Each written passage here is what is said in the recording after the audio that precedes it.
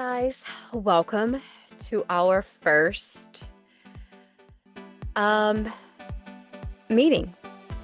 This is going to be the beginning of the ceremonies of return. And so my name's Brandy. Um and I am here to you as someone who is sharing her story.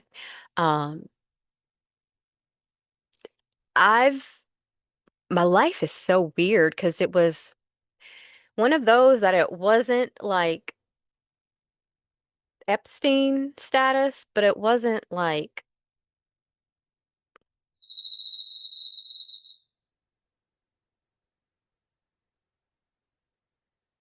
um I don't know what sophisticated family to name.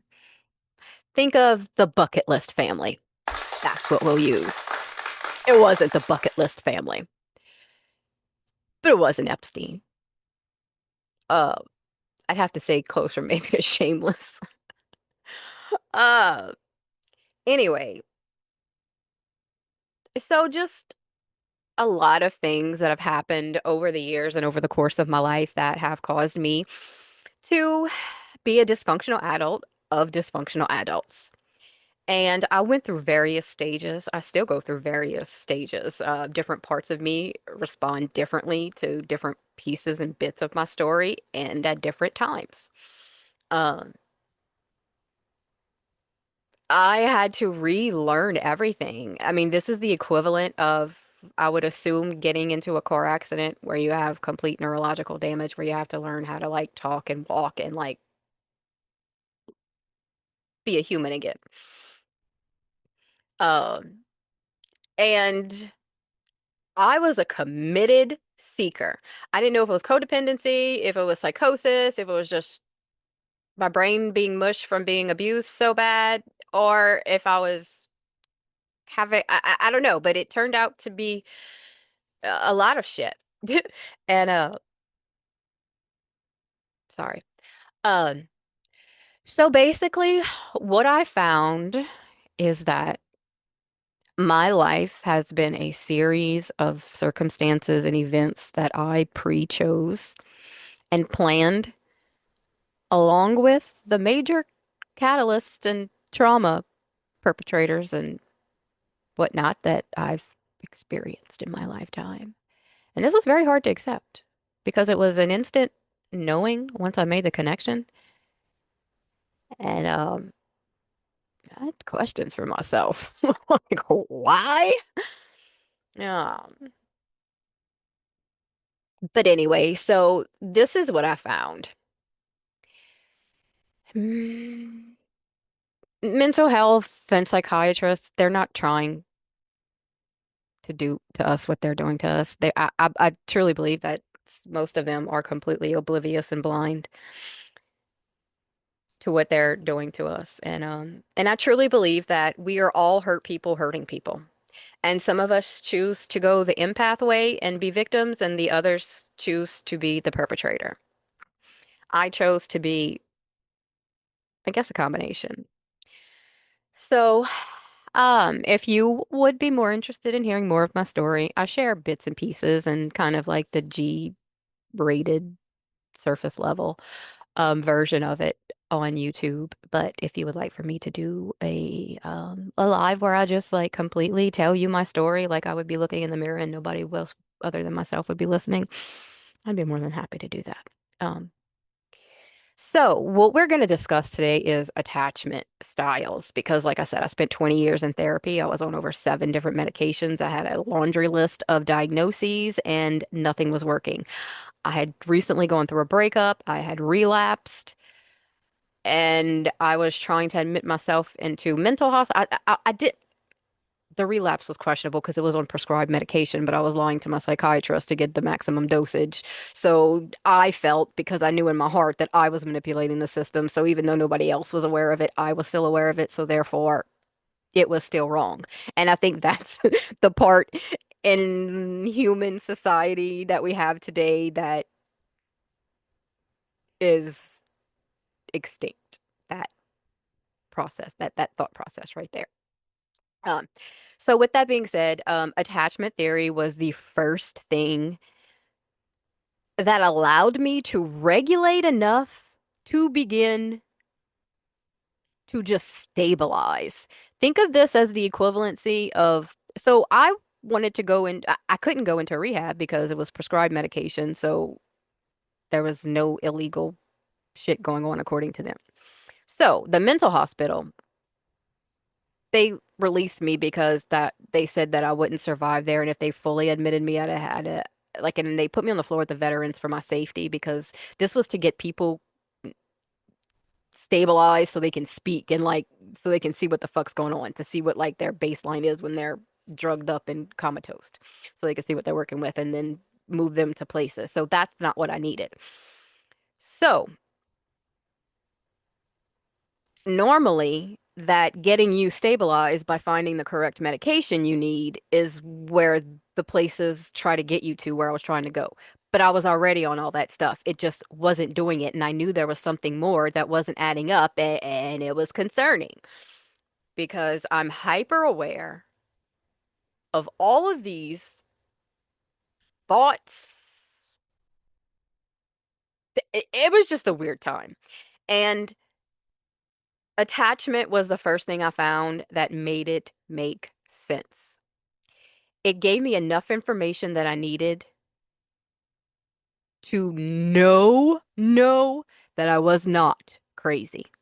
That I was, in fact, picking up some strange, not normal shit. And to the world, yes, it does look crazy. But I saw that I was just, I knew that, okay, drop it because you're going to end up with a, a residency that is going to be on your record for forever.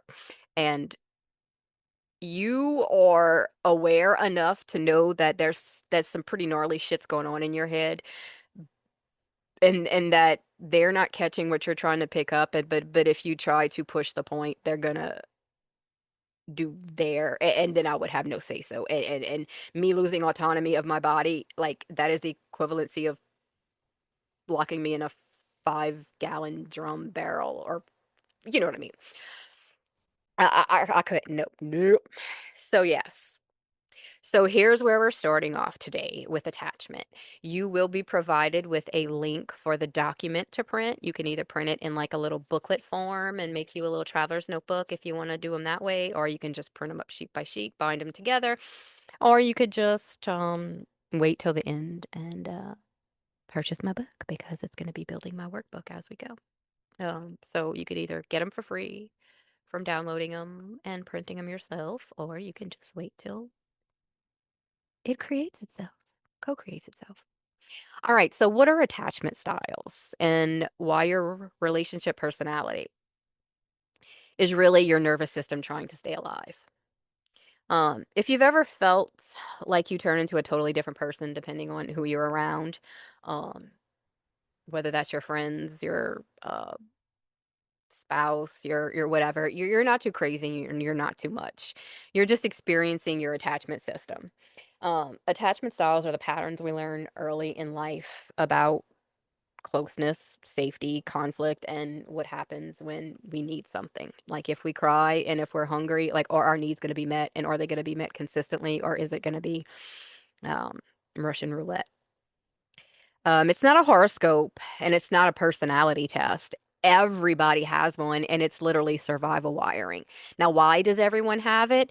Because the people that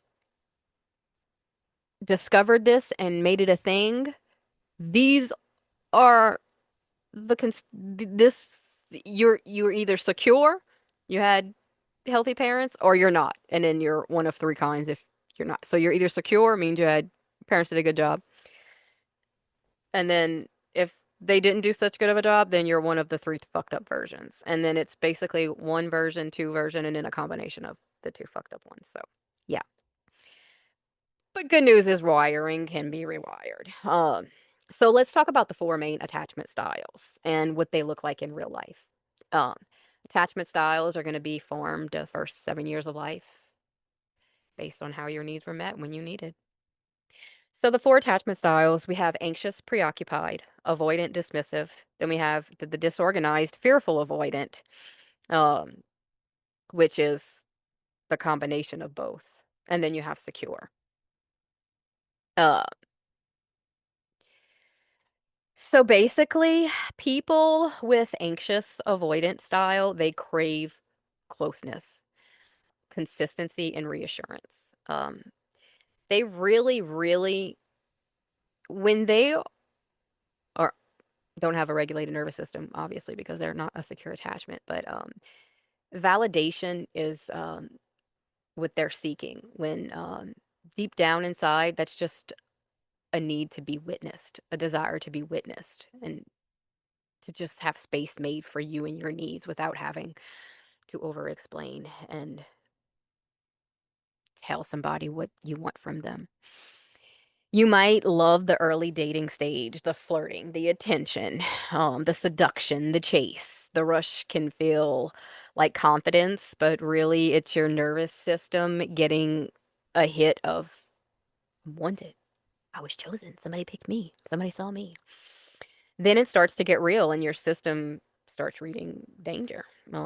Suddenly you're scanning for rejection, you're reading the tone shifts, you hypervigilant, you manage every micro expression, every change in tone or text or language or vibe. You start to get jealous and panic starts to bubble up, and it's not because you're dramatic. It's because your body learned that love can disappear. So when your life is literally dependent on somebody coming to put the food in your mouth for you, you will die. And you can't physically get up and do it yourself. Even if you could, you get what I'm saying. So you're literally your life depended on whether or not those people were going to come back. And when that wasn't consistent and your life, that's a heavy energy that's being imprinted on that child. Because remember, we have these primal brains that you're just in fight, flight, or free. Like that kid just knows, it doesn't know that, oh, I'm hungry. I just need to eat. I can go like 3 days without eating or da da da. It doesn't know that. It just knows, oh gosh, this and like, I'm dying. I'm dying. Like, you get it. Okay. So avoid it. This style is hyper, hyper, hyper independent on the outside. That's very important.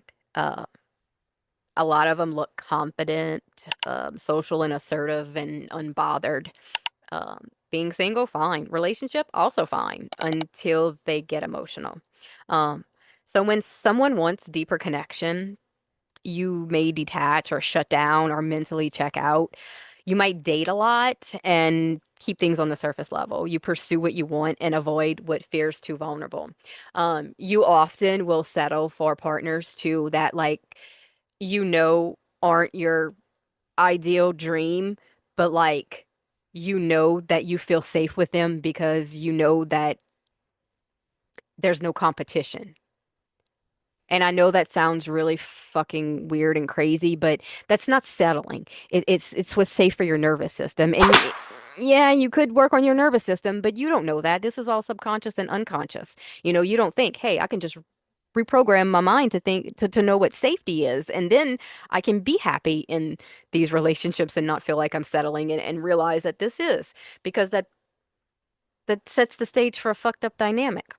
It's not because you're cold, it's because closeness can feel like pressure, like losing yourself or being trapped. When you pers yeah, you avoid what feels too vulnerable. So this may look like, you hurting the people you love the most because yeah. So disorganized, it's kind of like, come here, no, get away, come here, no, go away. Like you want them, but then when you have them, you're like, no, I don't know, I don't know. You want love deeply, but you fear it just as deeply. You can look confident and magnetic on the outside, but when it's time to trust, bond, or stay emotionally present, your nervous system flips. Um, so yeah. And then we have secure. Secure attachment is the balance between closeness and space. You can be alone without collapsing, and you can love someone without losing yourself. You can communicate directly and repair after conflict, and you don't treat anxiety like chemistry. Secure doesn't mean perfect, it just means regulated enough to recognize that um, you need to honor what you're feeling here too. And you didn't grow up secure. If you didn't grow up secure, you're not locked out. You can reprogram it, but it's important you understand all of this because you need to understand what the opposite of yours is, and how a secure person will react. Because if you're only used to either dating, people that are just as anxious as you or avoidant, which is usually anxious and avoidance attach each other. But if you're with a secure person, that might feel dangerous too because you've never known what it's like for like so yeah. Um so with anxious, love always feels like it's slipping away. You love, love, love, love, love, love. You crave closeness. But when someone gives it to you, you start questioning its ulterior motives. It's like you're always waiting for the other shoe to drop. People that are anxious usually fall in love on the first date, right? They're those people that um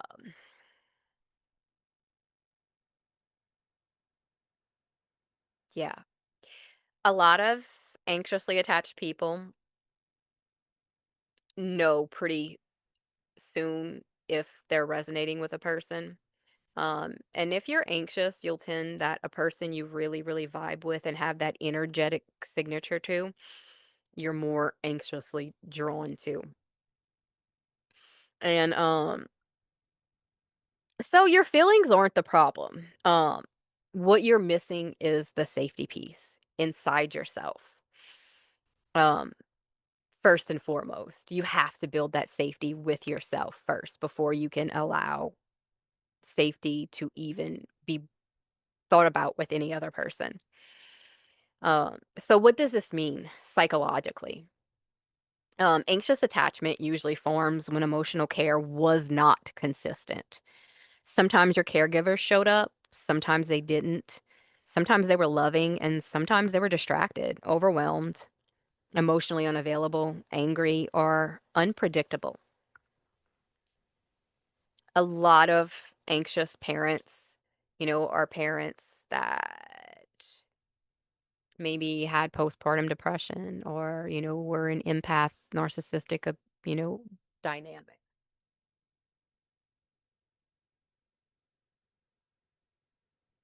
So you learn that if you try hard enough, you can earn love. Love can leave at any moment, so you have to stay alert. If you're not good enough, they'll pull away. That creates a hyperactive nervous system. Did you hear what I just said? I want you to really, really let that land if that resonated at all. You can put a hand on your heart and a hand on your womb space if you want, and just really let that land. Because I don't know about you, but before I learned about this, all those things I knew about myself, but didn't have the language or a narrative to communicate it. And that's what attachment theory gave me. And I'm going to give you, I think part of my medicine is that I have this gift to finding the best of the best. I'm telling you. I don't toot my horn very many places, but I will tell you that I have a knack for finding the most unbiased and conscious experts in any genre. And so I will give you a few people to follow that changed my life, and I didn't have to spend a penny because they have such phenomenal free information without a membership, just the free community information that's available on YouTube. You have Adam Lane Smith, the attachment specialist. You have Thais Gibson from the Development School. I'm pretty sure that's what it's called. And then you have Coach Ken and you have Chris Setier. Um, those are really good people that give a non-judgmental to both sides. They don't look at it, oh, narcissist you know, they don't. They come from a place of hurt people. And let me just use whatever language that's least derogatory and condescending to communicate this to you and understand that both sides were created by circumstances that were outside of themselves. So that is why I respect and follow those people. I'm sure there are tons more that come from that angle. Uh, but those were so powerful and had a plethora of information that there was no need. Like I was able to get what I needed from their free content. Also, the book attached, and then there's an attachment workbook, and I have links to all those books, which if you do purchase it and you would like to purchase it from the links, I would love that because I am an Amazon affiliate and I do get a little commission from any thing you purchase from any links that I may provide. Um, so yeah, so you learn to be a people pleaser. Um, you scan for danger and connection, tone shifts, pauses, distance, vibes. Space doesn't feel neutral. It seems like abandonment. Relationship patterns that show up. You reread texts like they're crime scene evidence. Preemptive apologies. Sorry, sorry, sorry, before anyone's even mad. Spirals when someone pulls away. Fantasy bonding. Mistaking potential for safety.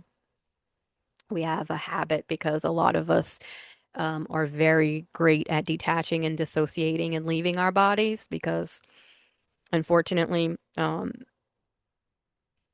it's a very scalable spectrum that this exists on, and it could look a lot of different ways from just having an anally retentive and um, anxious mom to having a narcissistic, evil, satanistic mom, you know, like, or having an empath mom who never learned her sensitivities were valid. You know, it could look like anything. So, this style doesn't mean you're broken. It means you've been trying to prove your worth staying for. You're not too much, you're deeply attuned, and you're not clingy. You're tethered to fear, and that fear isn't even yours. It's handed to you by your past that couldn't meet you. So now we give it back. That's the important part. What does this mean for me? Not the collective as a whole, for me individually. How is this going to make a difference in my life? Okay. So, your core wounds. Here are some places that are going to be great for you to start exploring.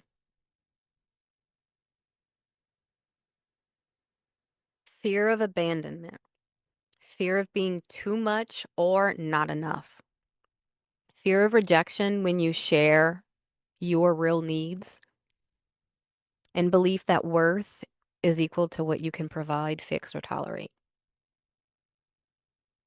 Okay. What do you need to heal? So, nervous system regulation is going to be everything here. This is going to be your lifeline, your ride or die, your soulmate, your everything, your first line of defense, regulating your nervous system. And that can look like a bunch of different things, but a lot of the times, your body's probably already trying to guide you to doing it. You know, if you ever find yourself rocking in a situation or catch yourself, you know, like that's your body just guiding you. If you want to listen to a certain song or you just want to go and punch a pillow or punch a punching bag or you just want to go scream. That's your body guiding you. Like, yeah, you don't have to pop a Xanax. You can just go outside and fucking scream into the woods or go into your room and punch a fucking pillow. You don't have to take Triliptal, Lexapro, Xanax, Rexulti. No, you can literally go and punch a pillow, hump a pillow, depending on what you practice, tantra or boxing. Um, Pay attention to any sensations you are getting. Um, Learning to sit with the discomfort because not every pause is rejection. If you feel flutters in your heart, what do you, oh, that's saying, oh God, I'm getting anxiety. I'm about to get a pit. Like that's what you're going to call it. That's what you're going to, okay. Why don't you meet it a different way? Don't try to get rid of it. Go somewheres and sit with it and just allow.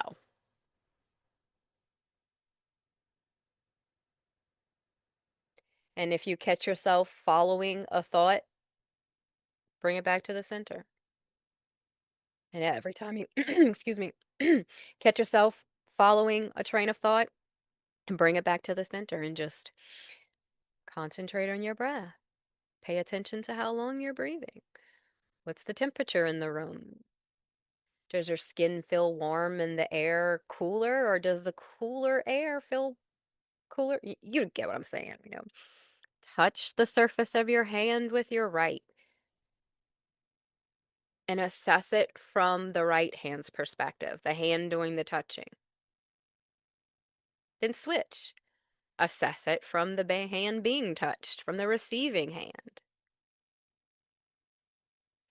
Anything to bring you present, to allow you to start sitting with the discomfort instead of wanting to get rid of it. Because we have been trained that anything that is not pleasant is not good.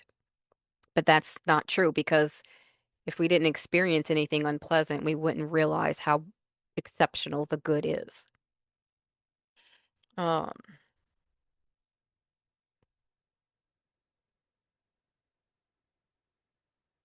so space doesn't feel neutral. Space feels like abandonment. We don't understand that space can give appropriate environment to calm everybody's nerves and for you to separate your energy from that person because again, you're probably going to be neurodivergent or a hypersensitive person and an empath in some kind of way. And you might not recognize it now, but sometimes when you're having a yucky, icky feeling and you don't know why, that's not yours.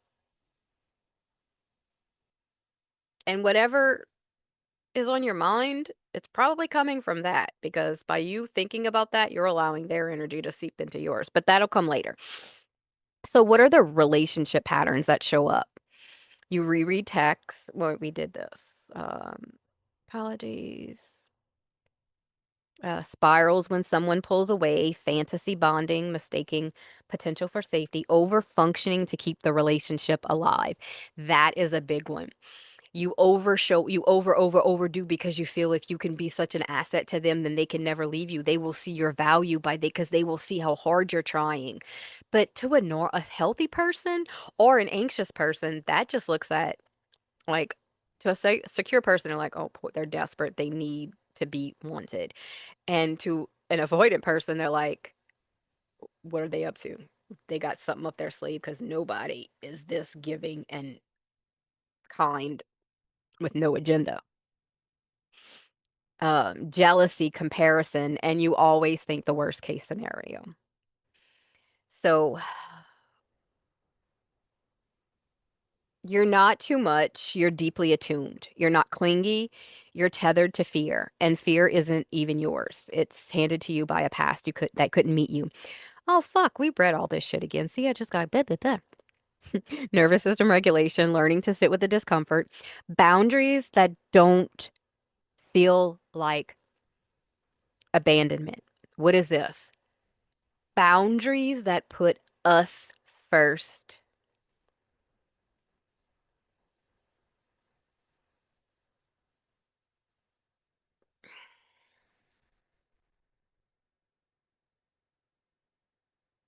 That's a this is boundaries are hard for an anxious person. So safe and consistent people who don't make you audition for love is going to be important too. Anybody you have within your circle that responds to you that you feel at an equal, like, they show up just as much as you do, kind of gravitate to those to get you through this time just for right now, until you can help you. We need to pull from the resources we have currently. We're not trying to close us off to everything, even though we don't have might not have the healthiest and most functioning, but we need to utilize what is healthy and available to us. So here are some practices you can start with. Again, hand on the heart, one on the womb, and you can breathe and just repeat to yourself, I am safe. I am safe. And sit with that and really feel it. You can do reparenting letters, you know, write letters to yourself at different ages or different memories or certain things that stick out. Slow the bond mantra. Let me be curious, not attached. Whenever something new comes up, whether it's a career or a craft or an art idea or a relationship or whatever, slow the bond. Let me be curious and not attached. You can journal what you're scared will happen if they leave. Like, okay, let's look at it. Okay, let's do that. What's the worst that can happen? Mirror work. You're not too much. You're in your love in motion. Um, I did a lot of mirror work. Um, so I'll insert a little personal story here, kind of, because I think it's needed for the context to show you how deeply fucked up somebody can fuck with your head. Not intentionally. Again, this is not like, I'm not even gonna say like these are per people that I have dealt with I'm 44 years old. I've dealt with a lot of people. So keep that in mind. And if this is triggering you, if you're hearing it, then that's good because that's leading you to something. So I was with someone who was really, really, really insecure, really jealous, and I was an entrepreneur. They were working at a real big man's job and like they would constantly call and check on me and like I'd let the camera stay up in the house and this and that. So I got accustomed to like him peeking in on the camera all the time and I was manipulated and gaslit and like so I come from a fucked up and twisted sexual trauma history too. So it's already. And then this guy comes along and unlocked some sexual deviancy that I had hidden in me that was confusing to me considering I had sexual abuse from a child. It was very unsettling for me. So this is just a weird time. And I began like I would get off knowing that he's watching in on me while he's at work. And then he'd go and delete it so you couldn't see it on the app that it had recorded a segment. But I knew, like I was aware of it this whole time and I was allowing like he didn't know I knew because I was just allowing it to happen. Like and now mind you, I was gaslit so much and mind fucked that like I recorded everything. I screenshot everything. I screen recorded it as I was checking just to make sure because I thought I was going crazy. I had to write the count of my Adderall and my Xanax in my body. Like it was psychotic.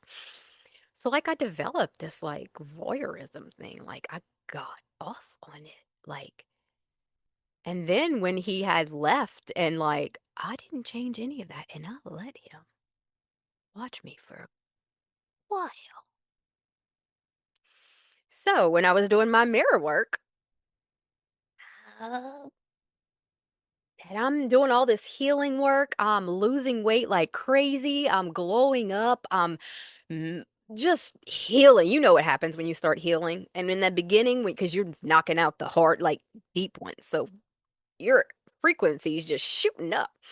So I'm like, I'd get in lingerie and I'd just admire my body and just fall in love with my body and look at it and until I loved it. Every quirk, every flab and fluffy part of me from the extra skin that I lost until I could look at myself without wanting to like ugh, at what I saw. I had so much self-hatred and self-judgment and mirror work. Yeah. So the truth you're reclaiming, you don't have to beg for love to stay. You don't have to prove you're enough to be held. The love you keep giving everyone else, you deserve it too.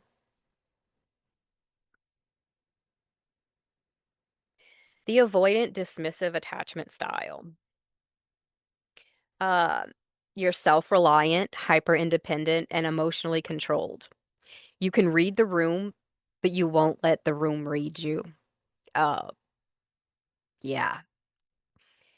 There's a quieter truth underneath. And if they see all of me, they'll leave. So you build walls and call them standards. So what does this mean psychologically?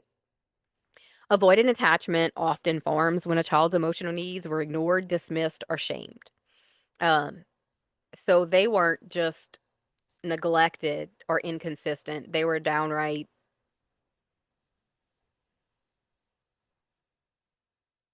abused. Like they were, it was harm, purposeful harm. Um, maybe you were told to stop crying, be strong. Your emotions were too much for the adults around you. So you adapted to vulnerability equaling weakness. If I rely on someone, I'll be disappointed. Emotions are unsafe. I'm safer alone. So now you handle everything yourself, even when you want someone, even when it hurts.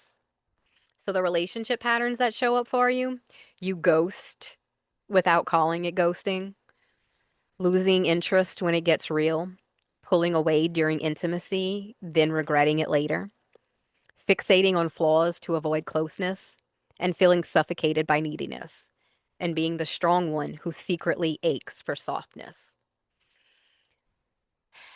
You're really not cold, you're just guarded. You're not heartless, you're hurt. The scariest thing isn't love, it's love that asks you to be seen. And a lot of times, avoidant partners attract anxious partners, and they just want to love. And this is confusing for an avoidant. Your core wounds are fear of engulfment or losing autonomy, fear of emotional traps, the belief that people are unreliable or burdensome, avoidance of your own needs. So, what you need to heal: safe, slow closeness, trust building experiences without pressure, emotional literacy, learning what you can feel, body based reparenting to feel safe with affection and presence. Some good exercises for this are like think of love as blind. You and your partner can sit on the opposite sides of the door, not looking at each other because it's hard for an avoidant. Y'all can text each other, sitting in the bed in the side of each other, do it. If find a way, write each other notes, whatever makes have these discussions, find a way. It's going to be difficult, but it has to be something that you can meet. Or not, then move on. But if you're wanting this to work, um, practices you can start with, well, I just gave you some. A body scan check-in. Do you feel safe or are you dissociating? Check in with yourself. Are you running away from something? Are you avoiding it? Journal. What am I avoiding by detaching? Slow down in connection, pause, breathe, and return. Rewrite closeness doesn't mean I lose myself. And remember, affirmations and things like that are all tools after the integration and embodiment. Like once you need to gain the knowledge and get the transmission, and then you can use things like affirmations and mirror work and journaling to help you to bring in ritual to show dedication and and respect for whatever.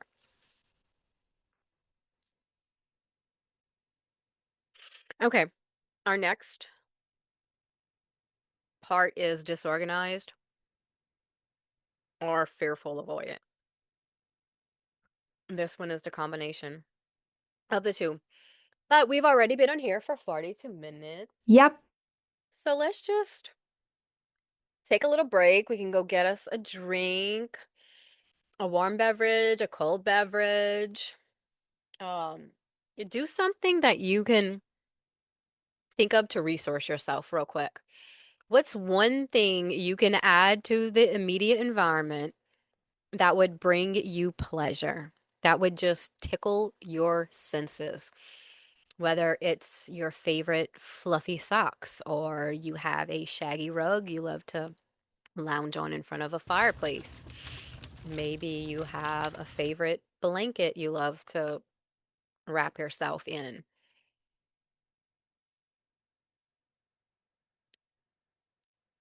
And then I want you to orient yourself to the safety you do have present and available to you because it's always important to know what is available to us and to have that ready for us to pull from whenever we are in a dysregulated state.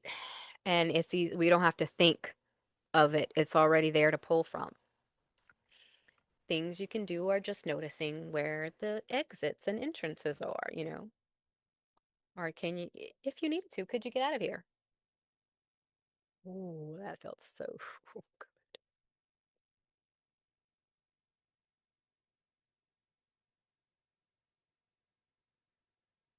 You can move and rock, do circles if you feel some handshakes, wiggles.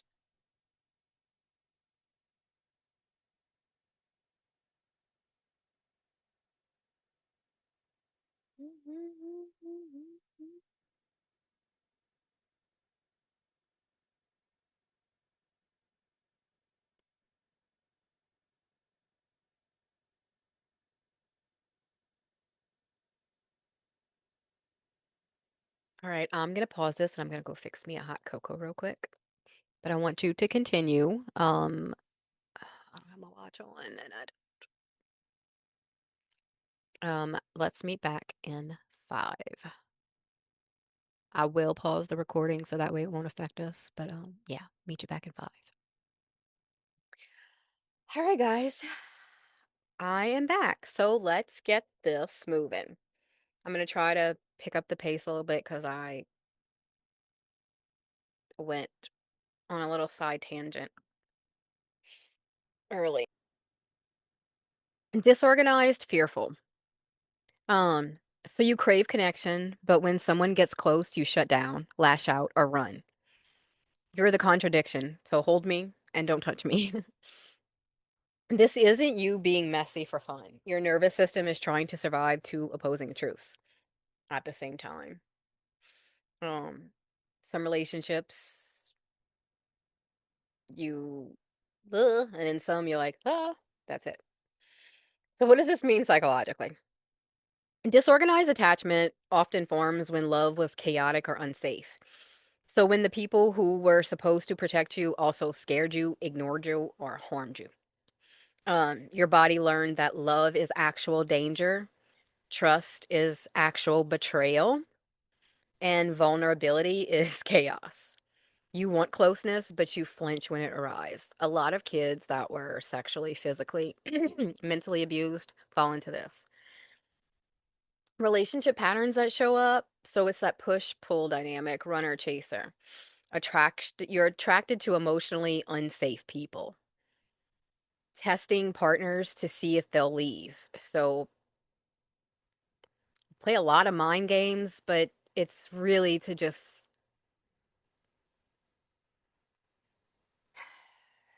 see what I mean? It's so hard because hurt people. How can you blame this person? Because the person that's doing you, like, this is the childhood they had. But you have to have boundaries and protect yourself because they're completely unconscious that this is a childhood wound. They're fucking with your head. They're not aware that this is not malicious. Fear of abandonment and fear of intimacy. Dissociation, numbing, and shutting down. Feeling unworthy of love, but needing it desperately. Again, that's why you have people that they'll constantly cheat because they find somebody who makes them feel safe and secure, but they're not like physically or sexually attracted to them. So they go and cheat and find it otherwheres, but they know that they're safe and secure with them. Either they don't feel like they have to worry about other people or they know, like, it's just weird. You didn't build walls, you built mazes because part of you wants to be found and the other part is terrified of being seen. It's not a curse, it's proof you survived what you shouldn't have had to. Now you get to choose people who feel like safety, not intensity. You get to stop calling anxiety chemistry. So, what you need to heal: nervous system regulation, key of keys, again.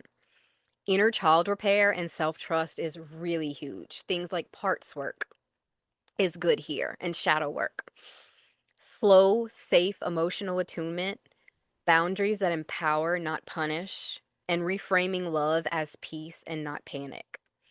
Some practices you can start with, hand on your chest. I'm not back there. I'm here and I'm safe now. What's real? Grounding. Name 5 real things around you. Look around. The window, the baseball cap, the pig bank, the purse. Map safety, people, places, and habits that calm your body. Who calms you or where calms you? What situation or environment helps you? And wait 24 hours before reacting in conflict. So, secure attachment. Um, Secure, they're comfortable with intimacy and with space. They don't chase, they don't ghost, and they don't need love to prove they're worthy. They would love to have you in their lives, but if not, then you're not the only fish in the ocean. It's not boring, it's actually the goal. What it means psychologically is that secure attachment forms when caregivers were generally emotionally responsive and repaired conflict. They learn they can trust. People can make mistakes and still care, and that you don't have to perform to be worthy. And if you don't get that, you can still build to it. The relationship patterns that show up, you're a clear communicator. You name needs without shaming. Conflict doesn't equal catastrophe, and you keep your identity. You don't enmesh with your partner. You walk away with peace when peace costs too much, and you don't hold grudges. When you're secure, but they're still healing, secure doesn't mean you become someone's emotional support. And this is why boundaries are so important. If your partner is anxious, consistency helps, but don't let panic run the relationship. If your partner is avoidant, allow space, but don't chase walls. If your partner is disorganized, be a lighthouse, not a lifeboat. Boundaries, boundaries, boundaries. You can love someone and still find peace and still choose peace. So the final note here is they're not moral categories, attachment styles. They're nervous system strategies, and strategies can change. The goal isn't to be secure so you never feel anything. The goal is feel everything without abandoning yourself. Um,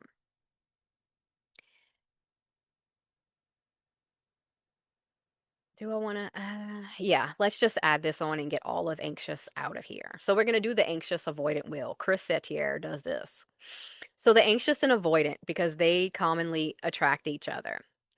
It was mapped out by Chris, and it explains one of the most painful loops in adult relationships. It's not a personality flaw, not bad luck. It's a regulation mismatch that feeds itself. So this is what happens when an anxious nervous system and an avoidant nervous system lock into each other like magnets. First, there's the spark. The connection feels electric. The anxious person feels chosen, grounded, and stabilized. The avoidant person feels desired, admired, but not pressured yet. Both nervous systems relax at first. The anxious system thinks, finally, I can exhale, and the avoidant thinks, ah, this feels good, and I still have space. Nobody's lying, nobody's manipulating. This part is real. This part is real. Then the shift. Inevitably, intimacy increases. More texts, more emotional bids, more expectations. That's when the nervous systems diverge. The anxious starts seeking reassurance, and the avoidant starts sensing a threat to autonomy. Same moment, but opposite reactions. The trigger point. Here's when the wheel starts spinning. Anxious nervous system responds, reaches out, explains more, tries harder, seeks clarity, clings to connection to regulate fear. The avoidant nervous system responds by pulling back and going quiet, delays in responses, withdrawals. Neither person is trying to hurt the other, but they're both trying to feel safe. But what regulates one literally dysregulates the other one. The escalation. Now the loop feeds itself. The anxious partner feels the distance and thinks, I'm losing them. So they pursue harder. The avoidant partner feels pursuit and thinks, I'm trapped. So they pull away further. This creates protest behaviors, stonewalling, over explaining versus disappearing, emotional explosions versus shutdowns, and both people feel unseen, unsafe, and fucking exhausted. The breaking point. Eventually, one of three things will happen. The anxious partner collapses into self blame or panic. The avoidant partner shuts down completely or leaves. Or the relationship ends painfully and without clarity. Here's the cruel part: both walk away thinking they were the problem and the other was a problem. This dynamic feels intense because it mirrors early attachment wounds. For the anxious person, intermittent connection feels familiar. And for the avoidant person, distance feels like relief. Your body confuses familiar dysregulation with chemistry. Let me repeat that. Your body confuses familiar dysregulation with chemistry. That's why calm can feel boring. That's why peace can feel like suspicious. That's why you keep reenacting this wheel even when you swear you're done with that shit. So, how do you stop the wheel? Not by trying harder, but by communicating better while dysregulated, and not by chasing closure from someone who can't give it to you. The wheel stops when each nervous system learns to self regulate. Yeah. Anxious healing means learning safety without pursuit. Avoidant healing means learning closeness without disappearing. Secure relating means neither person has to abandon themselves or stay connected. This isn't about fixing each other, it's about exiting the loop. You weren't attracted to the wrong person. You were reattracting a regulation pattern your body learned before you had language, but now you do. And that's where the power comes back online.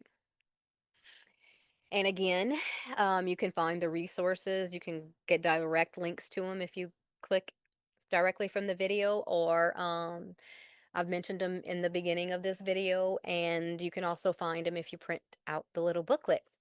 So thank you everybody for joining me. I totally enjoyed this first live.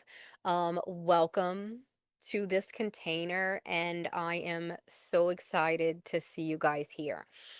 Our next video will be a practice that we'll do together, so it'll be a bit different.